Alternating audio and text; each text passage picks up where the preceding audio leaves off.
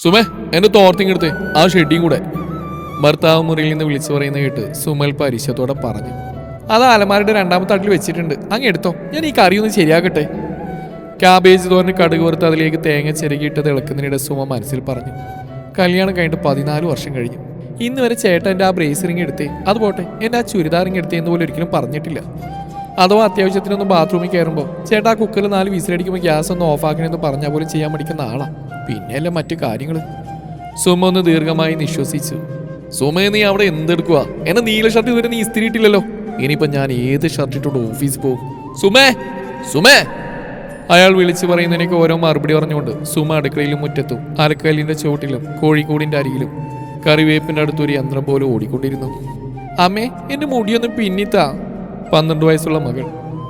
അമ്മേ, എനിക്കിന്ന് ഇഡ്ഡലി വേണ്ട, ദോശ മതി. 10 വയസ്സുള്ള മകൻ. സുമേ, ഇന്ന് നീ ഓഫീസിൽ നിന്ന് മടങ്ങി വരുമ്പോൾ സരോജത്തിൻ്റെ തയ്യൽ കടയിൽ കയറിയിട്ടേ എൻ്റെ ബ്ലൗസ് തയ്ച്ചെങ്കിലൊന്ന് വാങ്ങി വരണം. ഭർത്താവിൻ്റെ അമ്മ. ആ മോളെ സുമേ, ഈ വൈകിട്ട് വരുമ്പോൾ അച്ഛൻ്റെ കണ്ണടയുടെ കാര്യം തിരക്കണേ. ഭർത്താവിൻ്റെ അച്ഛൻ. ഇഡ്ഡലി കുക്കറിൽ നിന്ന് കാസറോളിലേക്ക് ഇഡ്ഡലി പെറുക്കിയിട്ട് ഡൈനിങ് ടേബിൾ കൊണ്ടുവച്ചപ്പോൾ സുമ ഭിത്തിയിലെ ക്ലോക്കിലേക്ക് നോക്കി. ഈശ്വര, സമയം 8:45 കഴിഞ്ഞിരിക്കുന്നു. 9:10 ബസ് കിട്ടിയില്ലെങ്കിൽ ഓഫീസിലെത്താൻ വൈകും. പിന്നെ സൂപ്പർവൈസറുടെ ശകാരവും ചിലപ്പോൾ ചെറിയ തോതിൽ അസഭ്യവും കേൾക്കണം. സുമ എന്ന സ്ത്രീ യന്ത്രം തന്റെ പ്രവൃത്തികളുടെ സ്പീഡ് കൂട്ടി.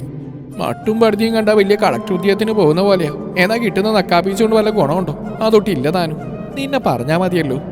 മകന്റെ കാതിൽ അമ്മ പുച്ഛത്തോടെ മരുമകളുടെ കുറ്റം പറഞ്ഞു കൊടുക്കുന്ന സുമ കേട്ടില്ലെന്നടിച്ചു.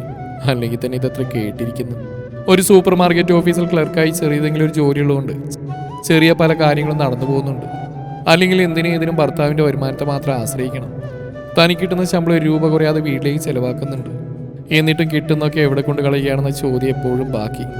മകളുടെ സ്കൂൾ ബാഗിൽ ടിഫിൻ ബോക്സും വെള്ളം എടുത്തു വെച്ച് ഭർത്താവിനും മക്കൾക്കും കഴിക്കാൻ പ്ലേറ്റിൽ ഭക്ഷണവും വിളമ്പി വെച്ച് സുമ കയ്യിൽ കിട്ടിയ ചുരിദാറും എടുത്ത് ബാത്റൂമിലേക്ക് ഓടിക്കയറി. ഒരു കാക്കക്കുളിയും കുളിച്ച് ചുരിദാറിനുള്ളിൽ കയറി ബാത്റൂമിൽ നിന്ന് പുറത്തിറങ്ങിയപ്പോൾ സ്കൂട്ടിൽ കയറി ഭർത്താവും കുട്ടികളും പോയിരുന്നു. തന്നോടൊരു വാക്ക് മിണ്ടാതെ പോയതിൽ വിഷമം തോന്നിയെങ്കിലും അവർ കടന്നുപോയിട്ടും സുമ വെറുതെ വാതിൽ വരെ നോക്കി തിരിച്ചു നടന്നു. 2 ഇഡ്ഡലി നിന്നിൽപ്പിൽ കഴിച്ച് ബാഗിൽ വെള്ളവും ചോറ്റുപാത്രം വെച്ച് ഇറങ്ങാൻ തുടങ്ങിയപ്പോൾ ആ മയമ്മയുടെ ചോദ്യം.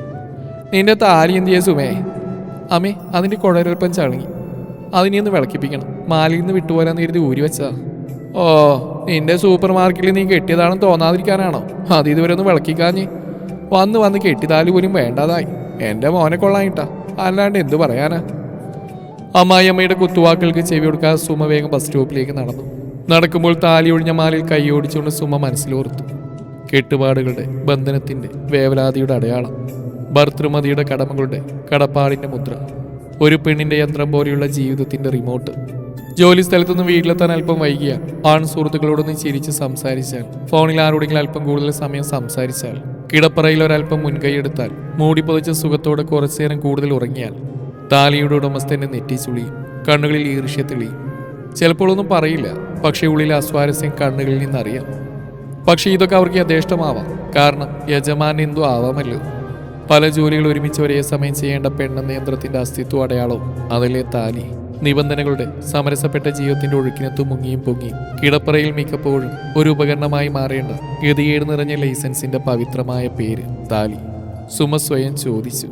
തിരക്കേറിയ ബസ്സിൽ കയറി ജോലി സ്ഥലത്തേക്ക് യാത്ര ചെയ്യുമ്പോൾ സുമയുടെ മനസ്സിലേക്ക് 100 കാര്യങ്ങൾ ഓടി വന്നു. കുട്ടികളുടെ ടെസ്റ്റ് പേപ്പർ, ഭർത്താവിൻ്റെ മെഡിക്കൽ ടെസ്റ്റ്, ഇൻഷുറൻസ് പോളിസിയുടെ കുടിശ്ശിക, കോഴിക്കുള്ള തൂങ്ങലിൻ്റെ മരുന്ന്, കറണ്ട് ബില്ലിൻ്റെ അവസാന തീയതി, പണയം വെച്ച സ്വർണത്തിൻ്റെ തിരിച്ചടവ്, മകളുടെ ജന്മദിനത്തിന് അവൾക്ക് നൽകേണ്ട സമ്മാനം, കേടായ മിക്സിയുടെ ജാറ് മാറ്റുന്ന കാര്യം, വൈകിട്ടത്തെ അത്താഴത്തിൻ്റെ കറി. അങ്ങനെ 1000 കാര്യങ്ങൾ ഒക്കെ കുരുങ്ങിക്കിടക്കുന്നു, അല്ലെങ്കിൽ കുരുക്കിയിട്ടിരിക്കുന്നു അതിൽ തന്നെ, ആ താലിയിൽ.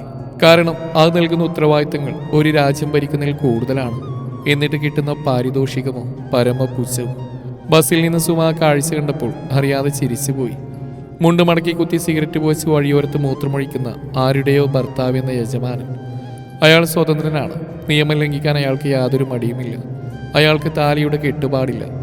അതിൻ്റെ പവിത്രതയുടെ യുഗങ്ങൾ നീളുന്ന കഥയും അറിയണ്ട.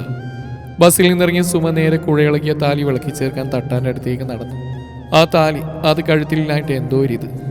അതിപ്പോൾ ഒരു കുരുക്കാണെങ്കിലും പെണ്ണിൻ്റെ മനസ്സ് പോലെയാ. എന്തൊക്കെയോ ആരൊക്കെയോ കഴുത്തിൽ കുരുക്കി ചുമന്ന് നടക്കുന്നു എന്നൊരു അഹംബോധം.